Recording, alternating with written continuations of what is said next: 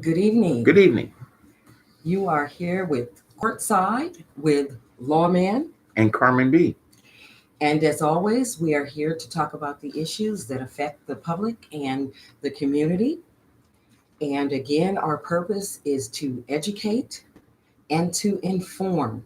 And inspire if we have to. Yes, we don't mind inspiring at all. Give you a reminder or two how to be a good citizen. Now, today's show is going to be about the um, the ban on assault weapons and a judge overturning that ban and what that means. Correct. Now, we would like to say before we get started that even though Lawman Carmen B.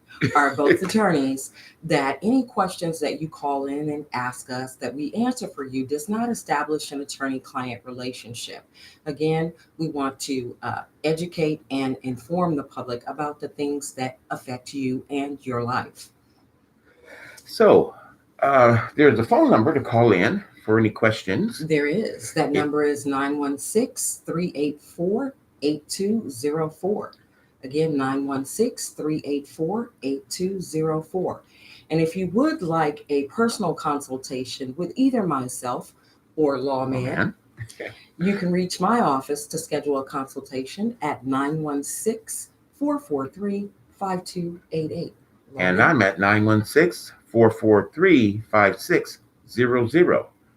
And don't forget to comment, and don't forget to like, and don't forget to tell others to subscribe to us or hang out with us and make our numbers go up, so to speak, or at least we get a bigger conversation going on.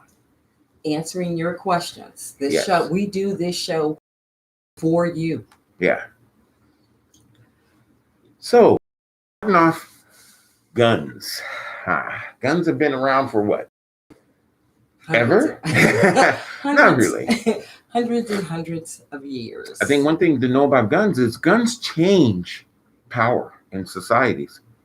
When guns were first invented, they changed the way warfare was done. It used to be the Shaka Zulu way, where it was you had to be 3 feet away from your enemy and you watched them as you killed them.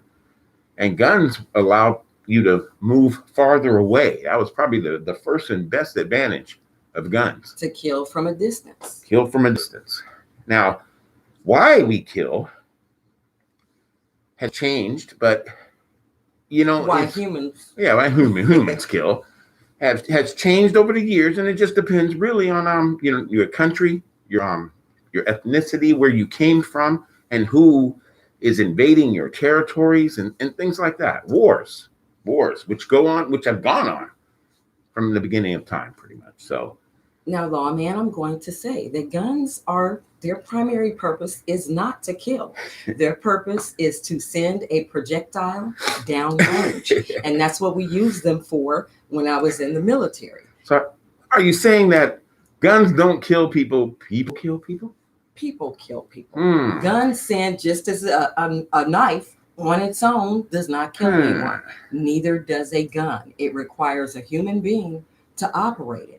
And so the guns have other purposes. They can be used for hunting. They can be used for the pure sport of marksmanship. They also can be used for revolution.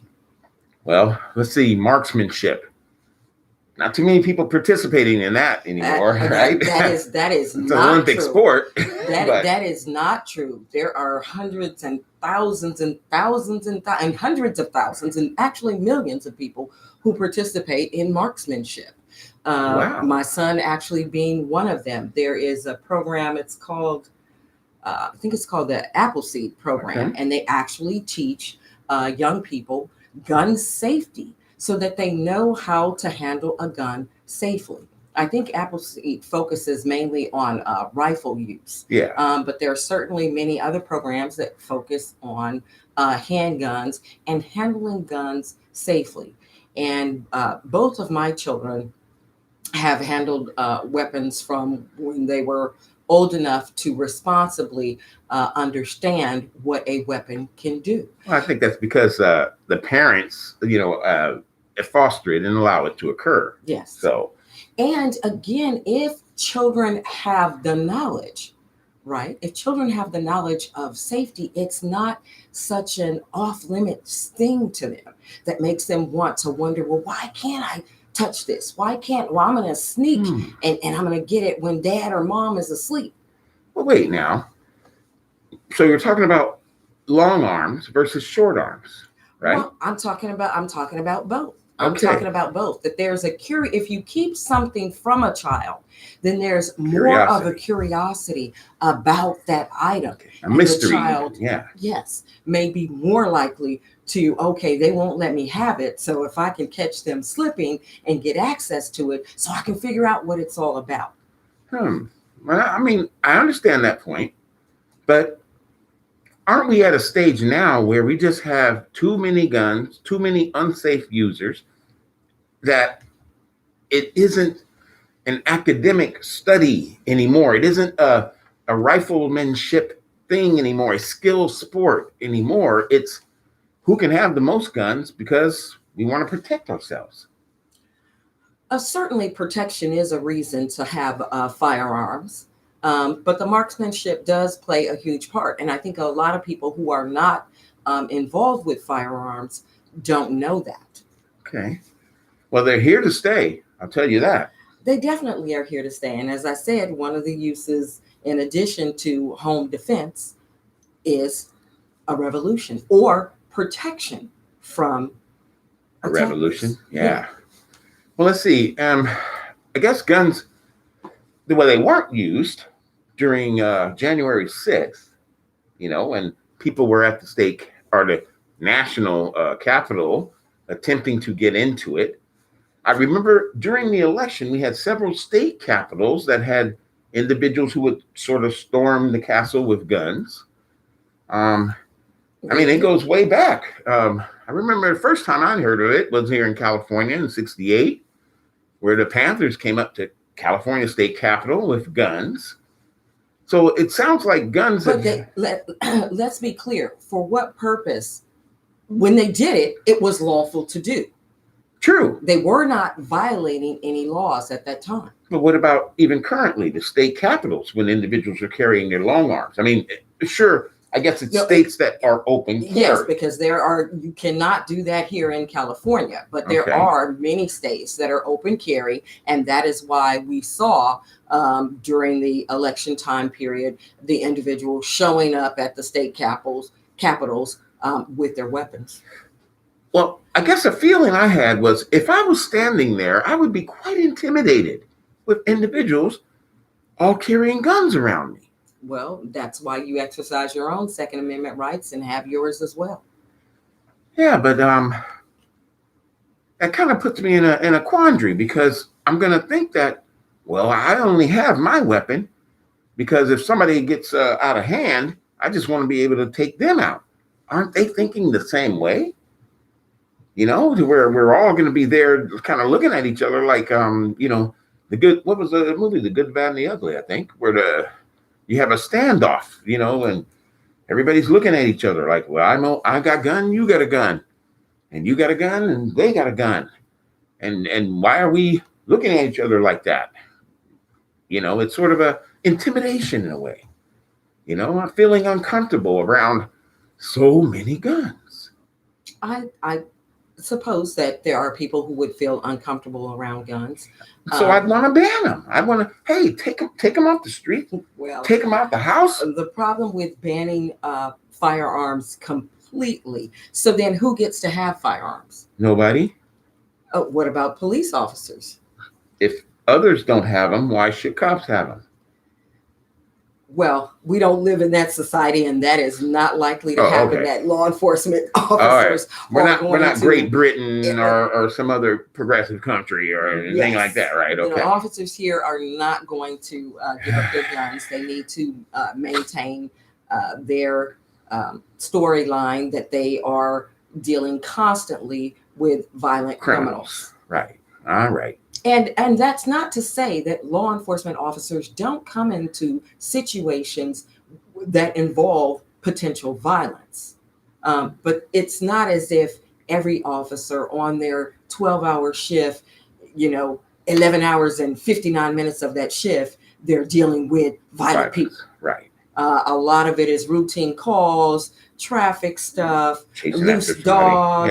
Yeah. So a lot of it is stuff that is not violent.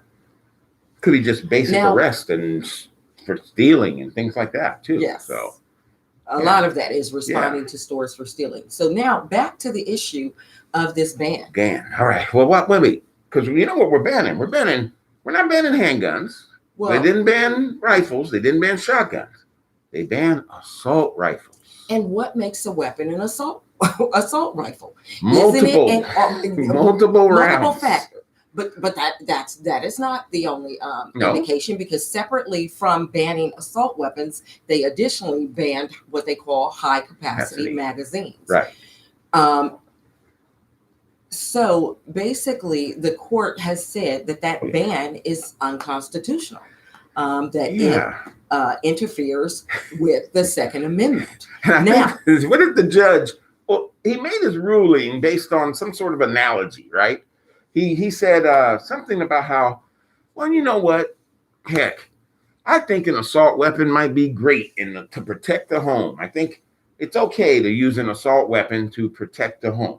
Now, let's just state that this ban on assault weapons has been in effect. I believe it's been close to 30 years. But what is an assault weapon?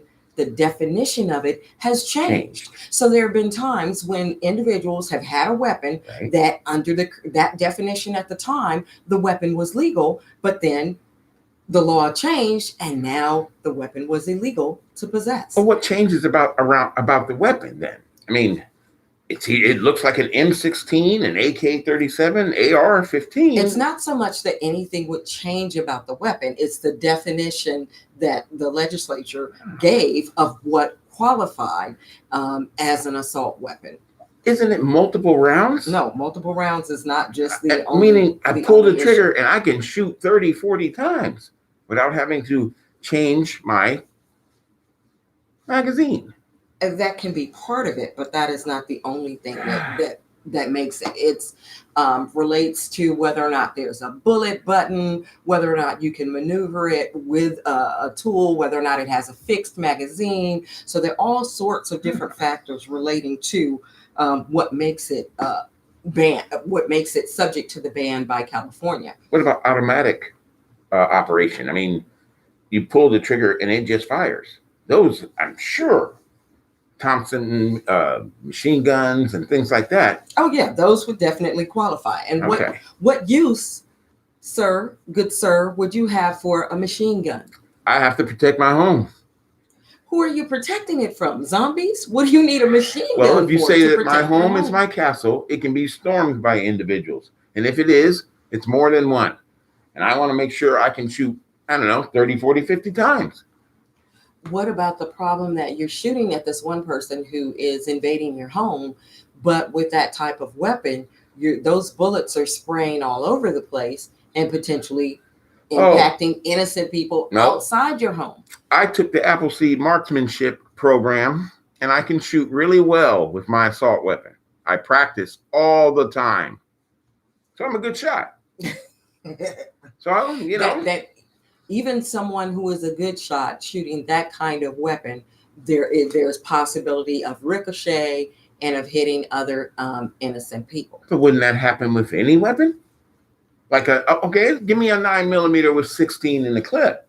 Well, that's why they banned high capacity magazines. So you don't get to get 16 in the clip. But the question that the viewers may have is, well, now that they've seen in the news that this ban has been overturned, does that mean that they can run out now and legally purchase one? Well, also, there is one other factor to consider, and that is there was a grandfather clause where if you owned the weapon prior to a certain date, you were then required to register the weapon and you could still maintain ownership of it.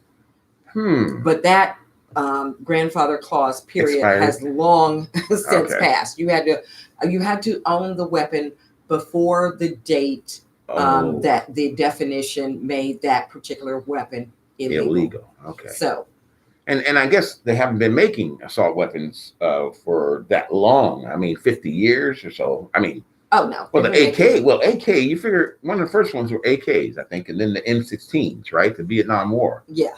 Um, It's been longer than 50 years. Okay. Yeah. All right. Well, why couldn't we just, well, I guess. So can it, lawman? Yes. Can the public now in California, because there are other states where there is no ban on assault weapons. Right. There is no ban on some of the states, basically no ban on weapons, period. But here, so can the public now run out and purchase their assault weapon? Can they go on the internet and buy the individual pieces and put together an assault weapon? Can they do that, lawman? Let the people know. I don't think they can. And why? Because why not? Well, because the law, if a law was in effect and there is a judge who has overturned it, it doesn't go into effect immediately for the citizens. There's a review that could possibly occur. There's appeals that can possibly occur. And just because that court has made that decision, a court could actually overrule itself later. Now, I don't believe this judge will. He was very confident in making his ruling that it seemed assault weapons seemed to be okay with him in the home. And I think he used the analogy of a home to say that, well, you know, there might be a reason I may use an assault weapon to protect my home. And so I want to have that opportunity to do so if I can. But I still think, you know, and even if you, I mean, I still think it sort of raises a flag that, well, I can go out and grab one then. And I'll just say, hey, I thought the law changed. But, you know, what we think about the law and what the law really is two different things.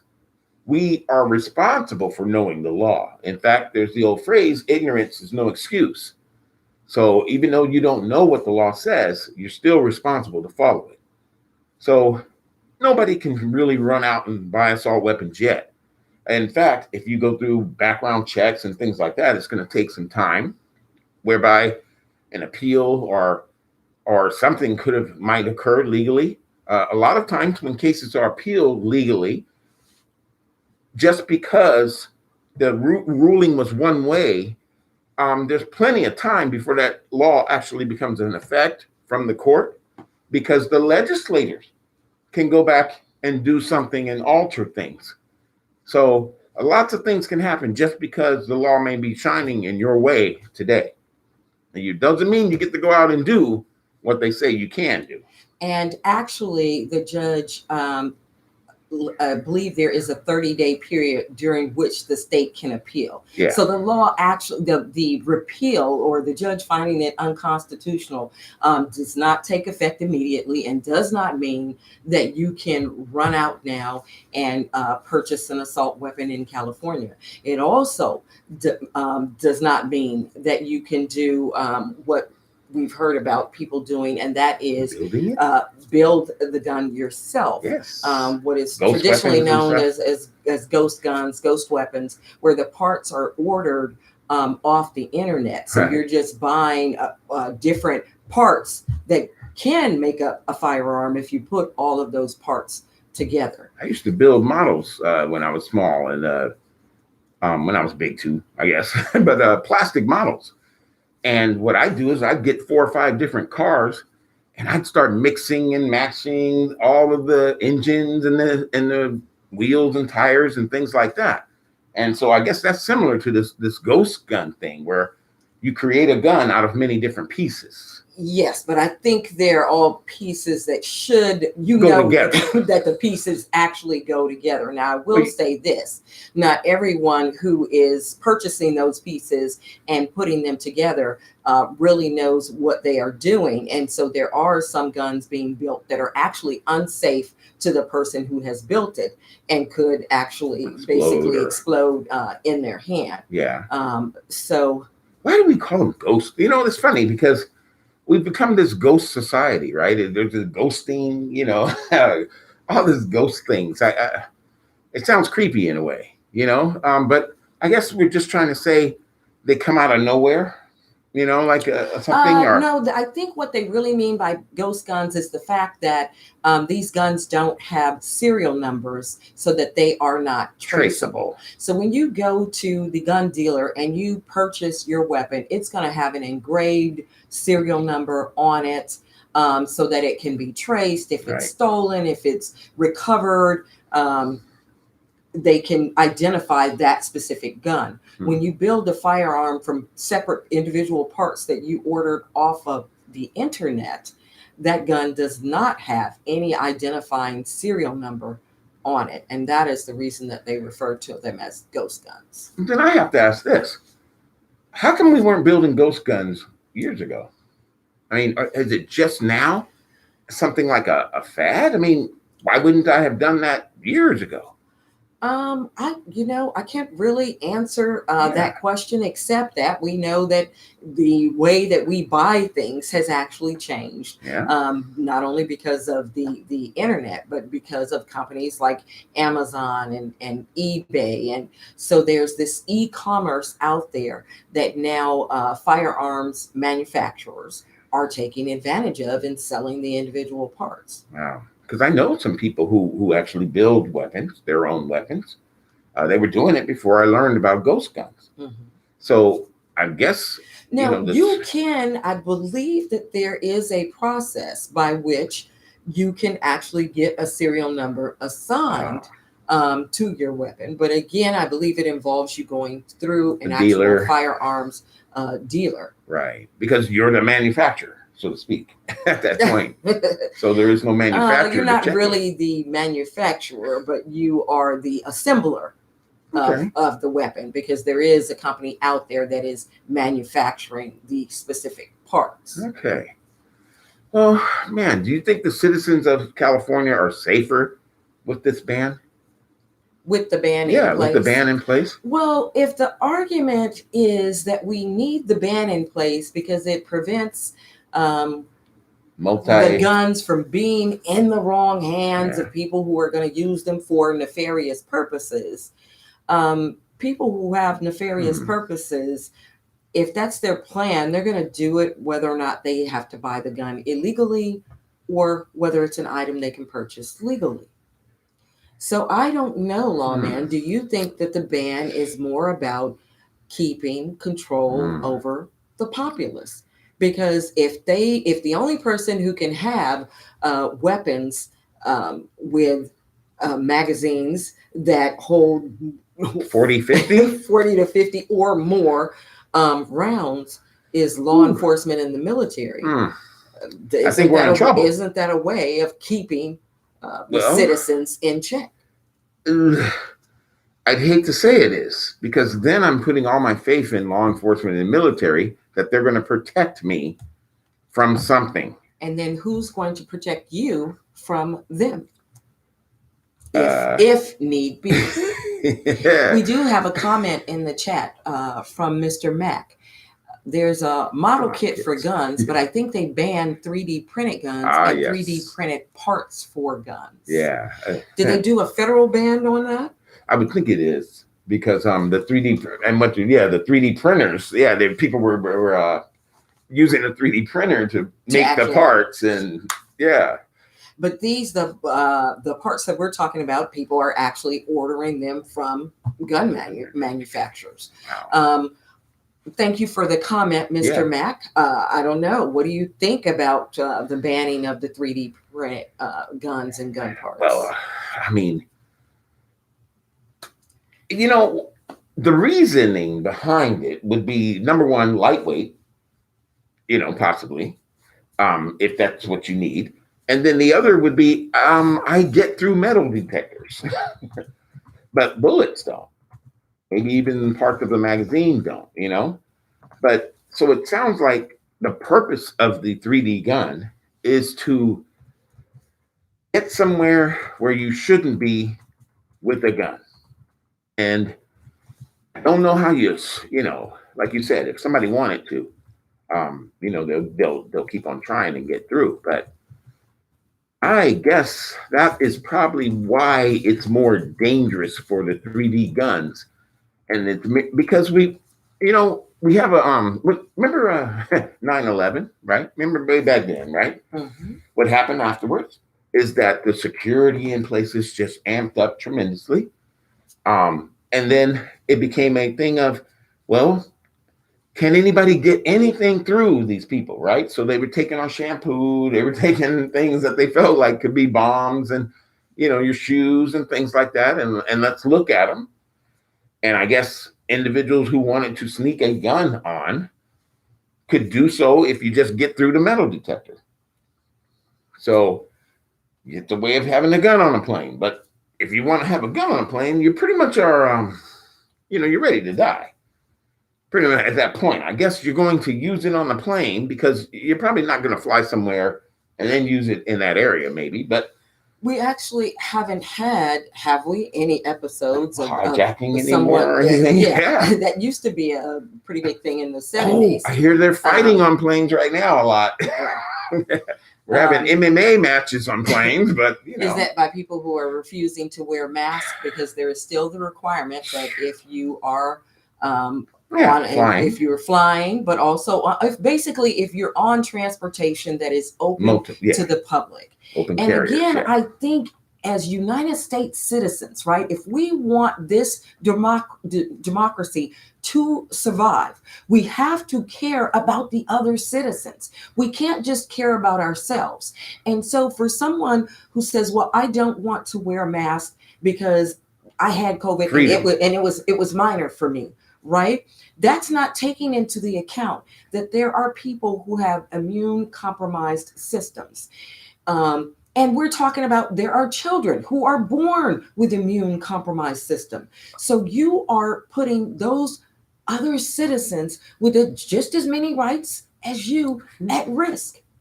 And it's not an issue, again, of the government telling us what to do, because the government tells us what to do on a wide variety of topics. That's true. When you get into your car, do you put your seatbelt on?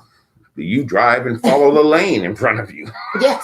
So, do you drive on the right side of the street? So yeah, just because the government says it doesn't mean that it's a dangerous thing to. You have to look at whether it is for the greater good of your country. Right. And if you love this country, as you say that you do, then you should want what is good for this country. You want to protect everyone. And not just those who might be privileged or live here, live there, and that's what we're talking about. It may be a small population of individuals who may have an immune system issue, but what we've seen from COVID is that, it's going to attack everybody. And it's just that they are likely to be harmed. There are some people that that have no symptoms, and there are other people that it kills. We apologize. We kind of got off topic talking about the plane, but when's the last time, other than the random story that you hear of someone who's like, oh my goodness, I forgot that my gun was in my luggage bag. Those instances. Yeah, you don't hear it no more. You don't hear of someone actually trying to get a firearm onto a plane. And that, again, would be extremely difficult unless there's someone, I think, that has access to the inner workings of the airport. True. Because if you're just the regular citizen, you have to go through the security checkpoint. Right. And that security checkpoint is going to find if you have a gun, a firearm on your person. And even the employees, though, I think have to go through that too. It might just be a different way, but I think they also are screened even more, and I would scrutinize them more, because what about your little baggage guy comes to work one day and he decides, hey, you know what? I'm in the belly of the beast here. I'm in the airplane and I can get there. I have access and nobody's going to stop me. He can do much harm. So I think even those employees are scrutinized even more. Yes. So, but back to the assault weapons. We're not at war, technically. But won't that, I hate to think of, well, here's the thing. There's a war on the street, so to speak. No one's forcing. If you're like, you know what, I'm opposed to guns, and I would never purchase one of those. No one is going to force you to purchase one. But I'm going to depend on you, my neighbor, to have yours, I guess, if something nefarious comes down the street. I suppose you can depend on me. Or the police, I guess, right? They're going to be right there with theirs, able to shove off these individuals who are come to cause me harm. I mean, but I think as you said earlier, it's one of the things that kind of equals out the power equilibrium. If you have a citizenry who are unarmed, you can do at will what you want with that citizenry. Yeah. And this claim that we have to have a ban on certain weapons because criminals are going to get them. Well, if that's the case, then there shouldn't be any crime whatsoever, right? That's right. There shouldn't be any crimes being committed with assault weapons because they have been banned for a substantial time period. Plus, now, is that criminals the case? walk into gun stores every day and buy guns. Because criminals are just people who are human beings and citizens just like you. That's right. You got to look at it as it's something you earn. If you may not be that criminal today, you may do something today, but you walk into the gun store, you buy the gun, you do something with it. Welcome to the criminal world. Except that if we're talking about nefarious purposes, a number of people who have done things with guns that were nefarious, such as mass shootings, are people who were, guess what? Legitimate gun owners. Right. See, and that's the thing. If you say they're legitimate gun owners, but yet, meaning that they purchased the gun legally. They have a right to. They're clean, right? But that doesn't mean they're not gonna turn one day. We have a lot of people with mental illness. And how do you know? What if you don't know? And when you apply, I mean, you would probably never put down, oh, by the way, I'm mentally ill. So, make my gun easy to use. And what you have to remember is a lot of people who are mentally ill are not going to realize that they're mentally ill. Well, they may not, but I'll tell you, we got a thing, and we'll probably deal with mental illness on another thing. But there are a lot who I think they know, but they refuse to want to be diagnosed, and they self-medicate, and then they end up in the criminal justice system. And then we don't know which one they are. Are they people who are just, using the medicines and self-medicate and cause problems? Or are they mentally ill? And that's what's driving it. So, well, at least now we know. Let's see, they can have an assault weapon. No, they cannot. So let us make that extremely, extremely, extremely, extremely clear to the public. You cannot now go out and purchase an assault weapon at this time. We will have to see what happens during this 30-day, at the expiration of this 30-day time period. I believe that the Attorney General will be appealing that decision, and then it'll be put on hold until the case that ruling comes out. Again, we are here to answer your criminal law questions. So we do have an email that came in that indicates, if the police run into my house via a probation search, and due to the new law regarding the reduction of probation, after I've already been on it for 2 years, what can I do? Well, good question. If your probation has not been terminated by the court, you are technically still on that grant of probation.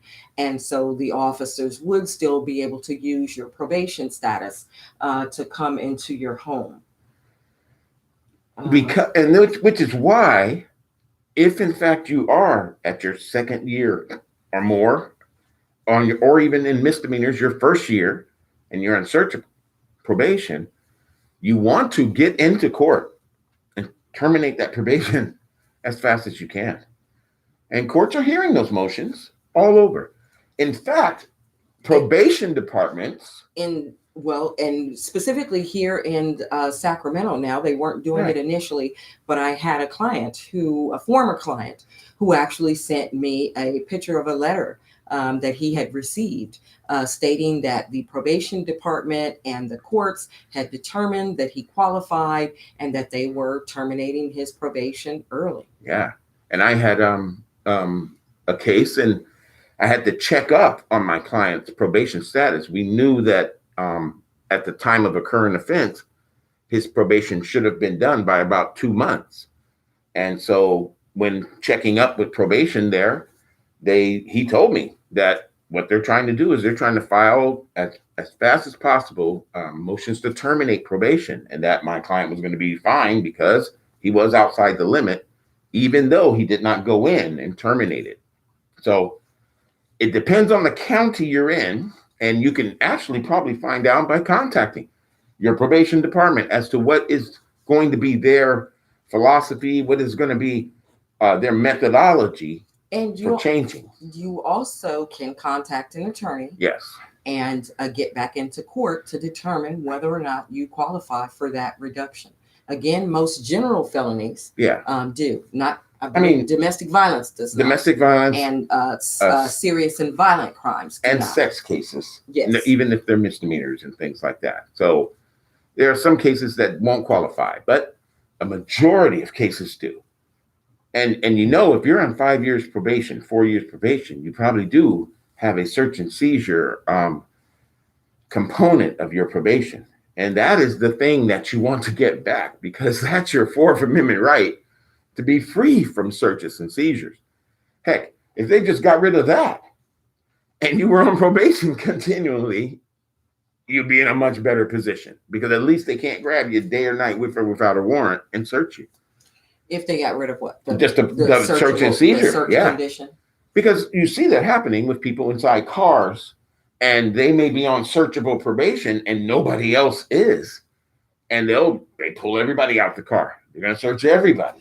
Well, wait. At least the car, Are you having cases where they're taking that condition away? Because that's not been my experience. No, what I'm saying is, even if you don't terminate probation, you want that provision to be gone. And I'm just saying that if in fact it went away solely and you were still on probation, that would be a win. But my question to you is, nobody's doing it. No, okay. That's the fantasy land. That's what I'm saying. That's how important it is to get rid of it. Because if you were still going to let me on probation, I need to get that Fourth Amendment right back. Because that's what's going to give power. Right now, the way to get that back is to get your probation terminated. And if the probation department and the courts have not sent you a letter indicating that they are doing that, contact an attorney or contact the court or your local public defender's office if you can't afford an attorney, to try and get your probation condition terminated. Because they are probably doing it, but on a small scale, I think. We do have another email question, and that question indicates, I have never been to jail before, not even in another state, and yet I got pulled over, and they said it was because I was a possible suspect to a crime, and they searched the car and found a gun under the passenger seat. Who else is in the car?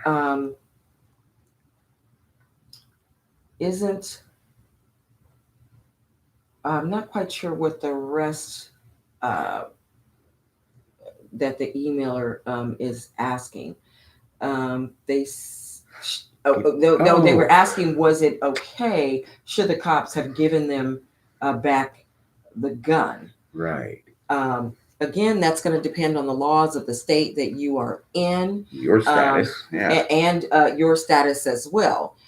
If it turns out that you're not the suspect that they're looking for, that the gun is lawfully registered to you, and that you are also carrying it lawfully, then yes, they should. Again, we can't talk about what they would do. We can talk about what they should do. Right. And they should, in that instance, return the weapon to you. Right.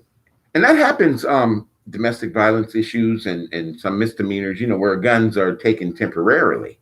And I know in domestic violence and restraining orders and things like that, that you can temporarily give your guns to us, or at least transfer them to someone else during that period of time, and then you can get it back.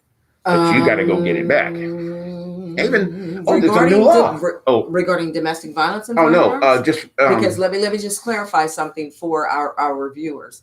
If you are convicted of a domestic violence offense, you are federally banned, prohibited from possessing firearms for life. I mean, domestic violence restraining orders. Domestic violence, you see those kinds of things. So where it's not a criminal order, right? But there was no actual crime. Right. I believe the time period on those is 10 years. Well, and I think it matches the restraining order. No, it's longer than the restraining order. You it's 10 years. I just 10 had years? one not that long ago. It is a 10-year time period, and that is even on misdemeanors. It is 10 years. Oh no, okay, there is that tail. But what I mean is, if they call them domestic violence restraining orders when there's any violence between someone who may have been a cohabitant or girlfriend, boyfriend during the proceedings. While it's going on, they can have you turn in your gun. Yes, and if the restraining order issues, then it's only good though for the time of the restraining order because you still don't have the conviction. But once the restraining order is done, 5 years or so, then you can try to get them back. I would have to research that to be absolutely certain because I thought that if there was a restraining order, if you were subject to a restraining order, not just during the time period of the restraining order, but I believe you think after? Yes. Yeah. See, and that's where I don't think they can do that after the restraining order expires because now there's no authority to grab it. Except that there could be, and again, I'm not sure. We'll I would have to research it, but I believe that there is a code that prohibits you if you've been subject to a restraining order from being able to possess it for a 10-year period. I could be wrong. I would just say if you have that issue, make sure that you have it thoroughly researched, so that you don't get caught up in a illegal gun situation. And you'll probably find it in the forms that you use to file and respond to restraining orders. I mean, it is there. I'll have to go look again. But I've been getting a lot of restraining orders lately, and so I've been having to look at that stuff. But even there's a new law, though, that the family of individuals can actually, rat the person out that they're unstable, that they're, got bad thoughts and stuff, and can have their guns taken away from them for a while. I know you could if you ever had any mental breakdowns, things like that, episodes and stuff that they can actually come in, confiscate your weapons, and then you'd have to go through hearings and things like that and show that you're okay to get them back. But those are, those have been on the books for quite a while. But now we're talking about, when we talk about these assault weapons, I don't see them being used well for hunting. I just don't know if that's a good hunting gun. Number one, the inaccuracy. I don't think anyone uses it again for hunting. It's the sportsmanship of the gun. How many people do you know that actually use bow and arrows for hunting? Right? The real hunters. If you're going to call yourself a hunter. But what I'm saying is there are people who do archery just for the sake of doing archery. That's Olympic sport. So as long as my assault weapon is not pointed at and being used for the purpose of killing another human being, I don't see why I would not be allowed to have one. I don't have one. I think I know why. I don't have one. But if the ban is lifted, I may consider purchasing one. You brought up a great point because you said earlier that the problem with assault weapons is that they can fire all over the place.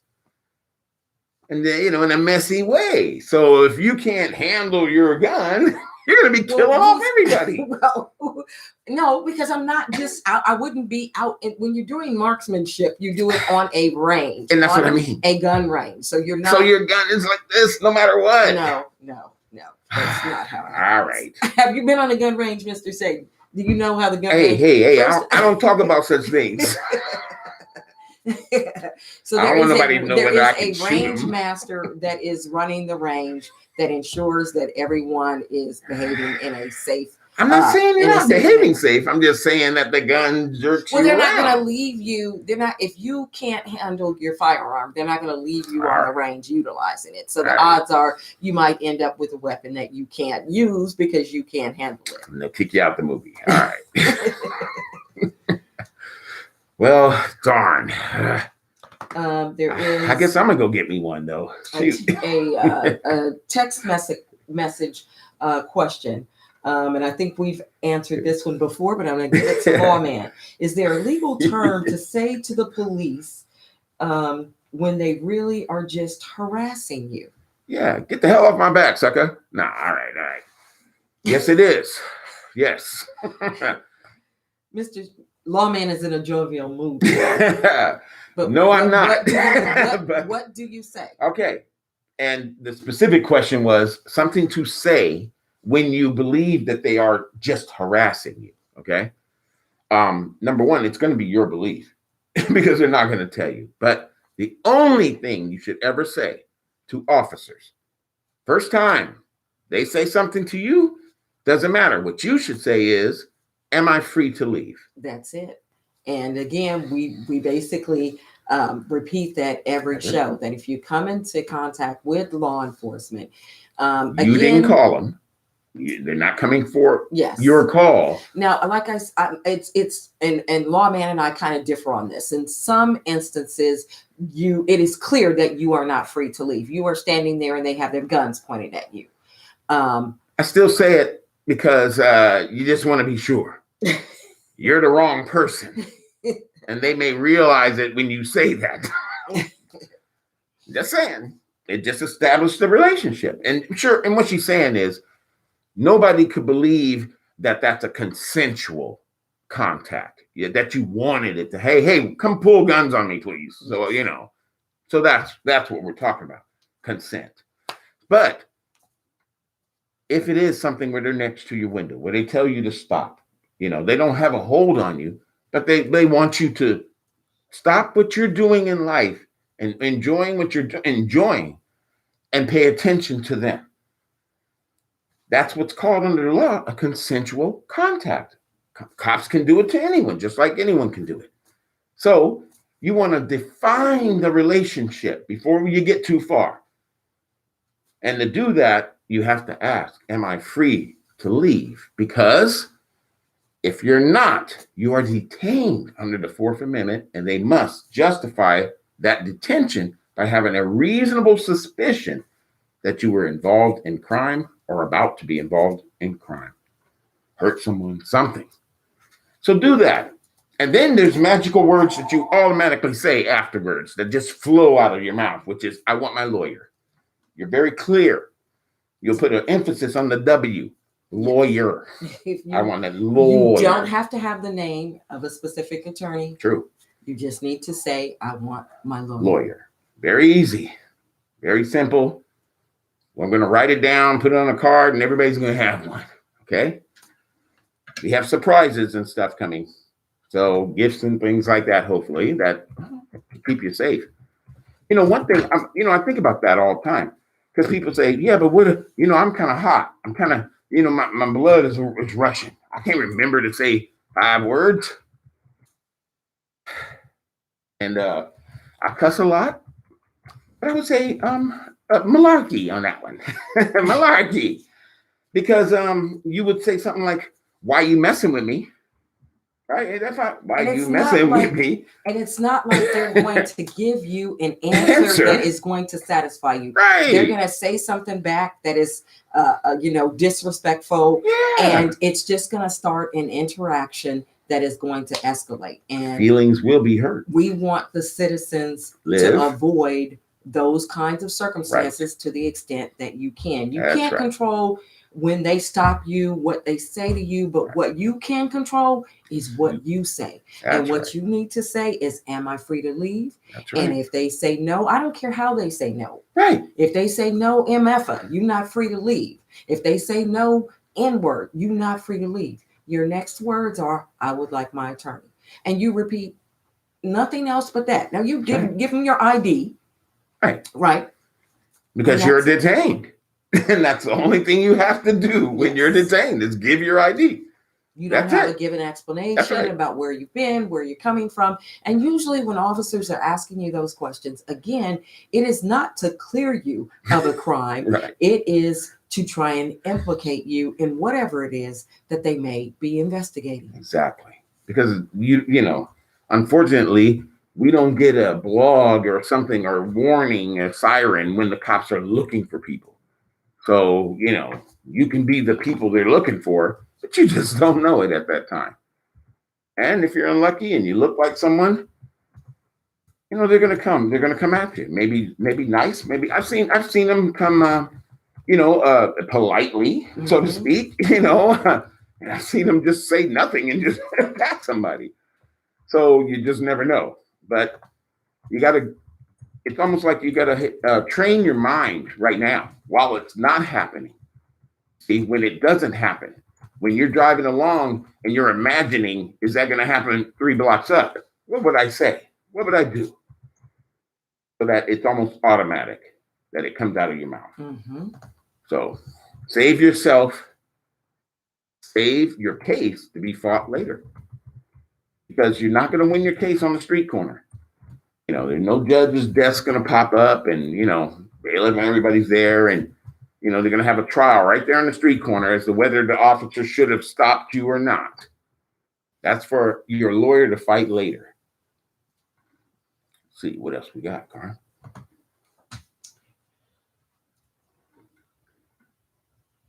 Oh, go ahead. Oh no! I was just going to go back to assault weapons. Go ahead. Because I'm fascinated with assault weapons. Because I remember the shows I watched, Untouchables and the gangster movies and things like that.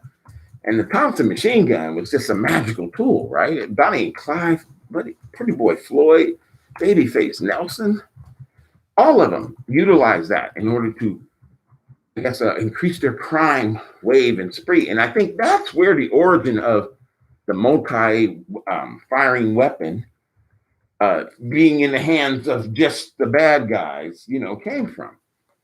And cops, which, I don't know. Bad guy, good guy, I don't know. But, Well, think about how the movies portray firearms. Right. I mean, firearms are made to look very, very cool, right? Well, Wild West, they weren't, you just had to have them. That's all. But even the Wild West was one thing where you had two cowboys and them doing the shootout, just the pace walk and shooting. But we're talking about movies like John Wick, where he's killing 100 people in 5 minutes for the first 5 minutes of the film. And wasn't Wesley in his movies, the same way where you had a guy who could use a 9mm and they're just, popping off everything and stuff. I mean, I guess they'll be marksmen, right? I don't know. But I don't know if I truly agree with assault weapons being in the hands of ordinary citizens. And why not? Why not? So who is the unordinary or the extraordinary citizen that should have assault weapons? Keys. Because what? Shoot, just give them to me and then nobody else is going to have them, right? Because I ain't giving them away. But look, I mean, maybe it's my psychosis. I've been on the planet way too long. But I'm getting a feeling that if everybody on the block got an assault weapon and something popped off, it could be just, I don't know, just an all-out war on a block, out of control, just I want to say thank you to Mrs. Davenport for spending part of the evening here with us at Courtside. What did she say? Unfortunately, there's something wrong with the chat on my end, so I wasn't able to respond to her in the chat, but I want to let her know that we appreciate her spending part of her Friday evening with us here at Courtside. She said, "You're the bomb, Car." She's the bomb. Oh, well recognized. Just blowing up like bombs and stuff again. This is my mentor. This man is part of the reason why I am who I am. today. We make each other better. He made me way more better than I made him. That's a Drake line. Ain't that a Drake line? You make me better. You make me better. No, that's not. Ain't that Drake doing that shit? Stop trying to keep up with the young people. I know, huh? Shoot. I ain't keeping up with him. I'm way ahead of him. Gotta stay ahead of these young people. So I'm going to check our feed because there are some of our viewers who will send me videos throughout the week of various things that they want us to address and to discuss. You know, what is a big news thing over this last week, Carm? You know, what has happened here? Well, I would like to say that Mr. Mack did send me a video regarding the Philadelphia police under fire for deleting a cell phone video of a man who was arrested.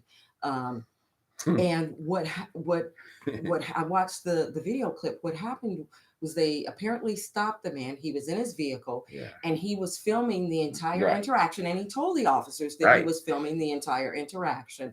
And at some point, they decide that they're going to pull him out of the vehicle. I think they said they thought he was had a warrant or something to that effect.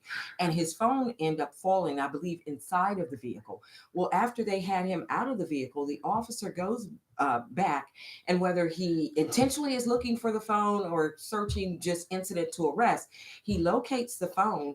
And then what he does is he proceeds to go through the phone and apparently delete the video. And I believe that the man saw him manipulating the phone at some point and asked whether or not the video was still there. And the officer, I think, responded with he didn't know, when he knew in reality that he had actually just deleted the phone. I don't think that this is rare. It is unfortunate, but I think that this particular officer just got caught doing this. And he got caught actually by his own body camera. And that's the irony of it all, is that now, and I waited for it. I mean, now they're looking for the camera that has caught them doing wrong, and it's attached to them. Well, it just goes to show that they are bold and brazen in terms of they get no punishment when they commit misconduct. So they're not worried about what's going to happen. What's going to happen because I deleted this guy's phone? Nothing's going to happen to me. I'm going to go on. I'm probably going to get promoted. Well, most of the time, that person's going to plead guilty to something, you know, maybe 90% of the time, really, you know, and they're not going to have the guts to really fight back, I wouldn't say guts, because I wouldn't say not have the guts to fight back. But it's a scary thing. What we have to remember is that people have to live in the community where these officers, who are not being punished for their misdeeds, patrol every single day. So it is not a lack of guts on the part of the citizenry who, when they do not complain, it's because they know that this officer has an amount of power over their lives that they are not able to stop or impact, even if they do make a complaint. We need to change that. Well, I think it is a courage thing now. You know, that people, it's almost as if, what I mean by guts, okay, you got to have the guts, meaning you got to be willing to step up. You just do. For you or for the person after you. You got to be willing to step up. Isn't that easy for you to say when you don't have to live in you don't live in the hood? They're not patrolling your area every day. They're not planning drugs on you or your family members, or threatening to take your children using CPS by saying you don't have enough food in your refrigerator, or they saw your child dirty or hungry. Yes, I think they can get me more because I'm more of a public figure. They're not going to get you more, though. But if they wanted me, but they don't, because you're not in the neighborhood that they patrol on a regular basis. But I ratted a few out. Are not on. I ratted them out, Carm. But you haven't. We're talking about. Are you talking? No. I don't mean that. I mean for a specific experience that happened to me. You as a professional. No, I'm saying I'm driving along as a citizen. Something happens to me. And I complain and complain, and I complain and complain, and they you're speaking hypothetically. Well, you're not. I'm the citizen, though. But you're speaking hypothetically. I want to make it clear for our viewers. You're speaking hypothetically. Yes, that if something. So what I want to say is, our viewers don't live in a hypothetical world. They Nope. live in areas like Oak Park where they have to run into these officers who are harassing them daily. And you and I both have represented many a young man who have told us about Sure. what occurs with these officers, including officers, um, basically No. abusing, Every day beating they're gonna up. run into place. Yes. I get you, Carl. But you know what? When we So, defend people and when we're in our prelims and when we're doing motions and we win motions against cops, they see who we are. They know who we are. They ask DAs who we are. And you don't think they can run to their cop car and just pop in a few things and now they know where we live, yes, where we work. yes, they know all of that, but they're not going to harass you like they harass the people that they do on a daily basis. And if they were, it would have happened to you. Has it happened to you?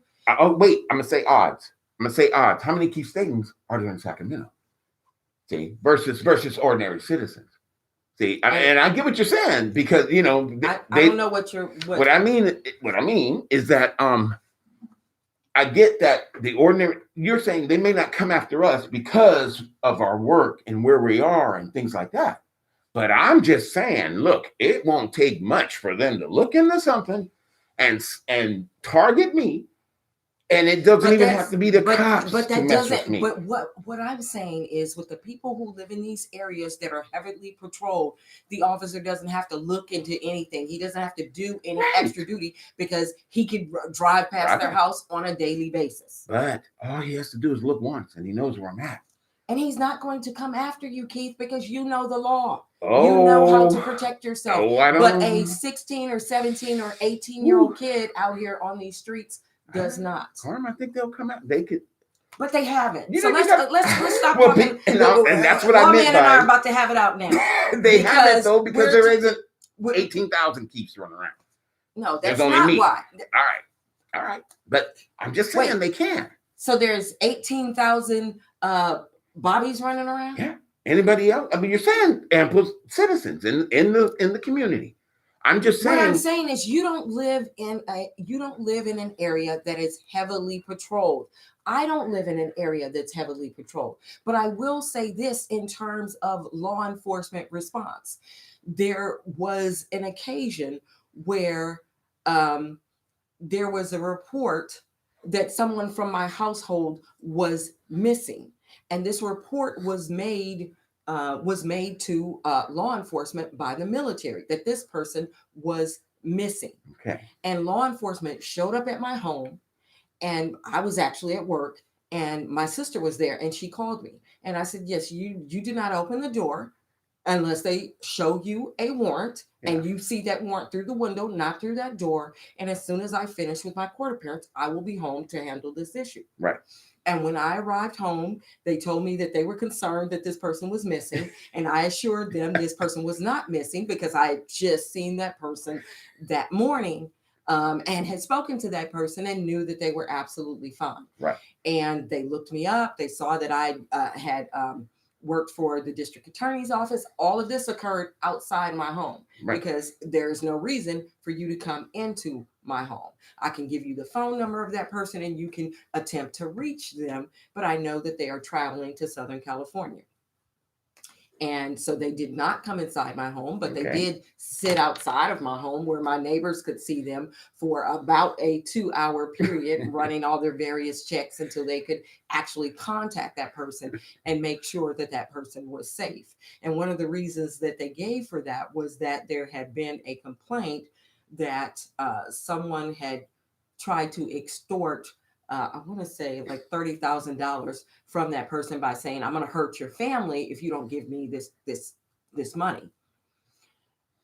I found that odd because we were the family that was going to be hurt if the money wasn't given, not the individual. So, but all right, not my point. My point is, there are cops that I know. But that when I see them and I'm driving by Oak Park and I'm driving in Meadowview, they see me. So tell me what your point is. Just that they haven't. They could harass you and they haven't. But what I'm telling you is they harass young African American men who live every there single day. That's what I'm telling you. That's right. I'm not saying they don't do that, but I am saying that we could become a bigger target because a bigger fish in the sea if they could bring one of us down, so to speak. Well, we will deal with that when Yeah. when we. I think reach I've that. already dealt with that once. Truthfully, Oh, okay. okay, yes, okay, Oh, yes. all right. Well, that was a different situation. That wasn't brought on Oh no! by. Oh no! But they definitely played a role. Of So, course. But that's all I'm saying is, as public but it figures as wasn't we are, yes, but that you wasn't know, a result of you specifically being doing targeted something. by law Right, enforcement, right. and it I wasn't didn't. a result of That's you right. having done Done anything anything. wrong. Right. So right. we know that any of us can be lied Right. about by someone else to try and cause That's problems right. for Like us. the thing that happened to you. You see, they're gonna come and do their investigation and stuff. But I appreciated them being concerned and making sure Yeah. that the person was okay. But and the when military, I guess, I pushed it indicated, really. It's well, the like, military made the initial call, Yeah. but when I indicated I've spoken to that person, I know that they are well. They're not underneath the house. my Maybe word they was, should be. My word was apparently not good enough. Yeah, I wouldn't trust you. You're a lawyer. But, and to give an example, whereas had I been, let's say, a young mother in Oak Park, they may have just bogarted right up in my house. To look for the person. I get you. No, I know. That's my point with that. Certainly, any misconduct by law enforcement can happen to any one of us. Yes. But it happens more often to those who are in neighborhoods that are heavily patrolled. Because they feel they have the power over them. Juneteenth is coming up, It is. Yes. And we have exceeded our time arguing. But Juneteenth is coming up, and I think there's a Southland Park for the day, June 19th, is having a big to-do. And I notice a lot of the sponsors who might be coming out there. It might be a good time to go out and have a good time. I believe some politicians may be out there and things like that. I heard that campaigning is going on right now as we speak, and it's going to be time. Who's campaigning? Well, you figure there's going to be a nice district attorney race that's going to happen. There's going to be a little sheriff race. Who are the candidates for that? Well, let's see.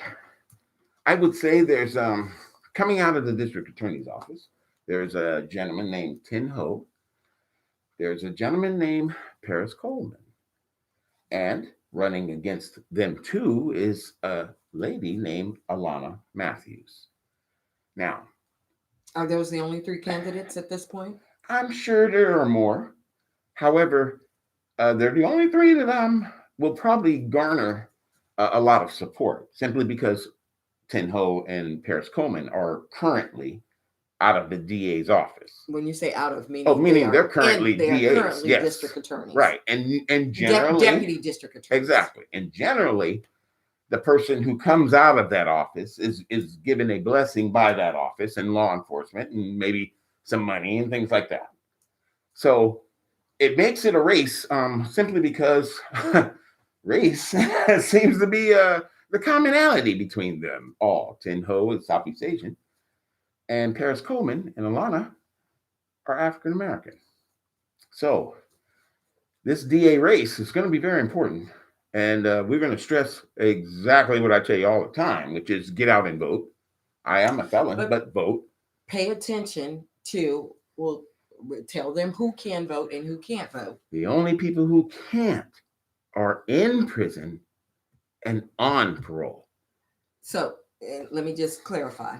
In prison, or you're out of prison and you're still on parole. Because parole, and that's for California. Yes. If you live in another state, you have to check the laws. Secretary of State. In that particular state regarding what the requirements are, what the restrictions are, as to who can vote if you have a felony conviction. Right.